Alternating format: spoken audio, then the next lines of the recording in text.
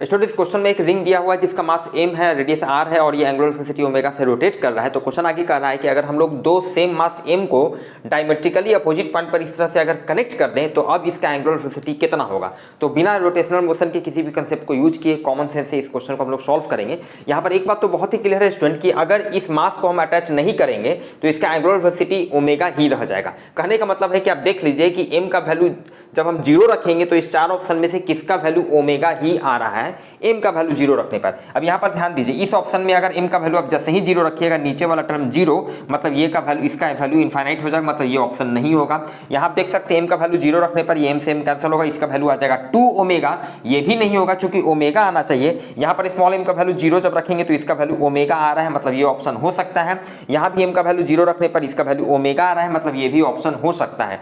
अब फर्दर एक और सिचुएशन इमेजिन कीजिए कि अगर ये जो m हम कनेक्ट कर रहे हैं इसका वैल्यू बहुत ज्यादा हो जाए, इनफाइनाइट हो जाए, तो ये क्या होगा, रोटेट करना बंद हो जाएगा, मतलब ओमेगा का वैल्यू कितना हो जाएगा, जीरो हो जाएगा ऑलमोस्ट। तो अब इस दोनों ऑप्शन में से देख लीजिए कि m का वैल्यू, स्मॉल m का वैल्यू जब इनफाइनाइट करेंगे तो किसका वैल्यू मेरा जीरो आ रहा है। तो यहाँ पर ध्यान दीजिए m का वैल्यू जब इनफाइनाइट कीजिएगा तो लगभग इसका भी वैल्यू इनफाइनाइट हो जाएगा, ऊपर वाला टर्म इनफाइनाइट, और यहाँ पर लेकिन m का वैल्यू इनफाइनाइट कीजिएगा तो ये टोटल टर्म जो है लगभग इसका value zero, and so D is your answer.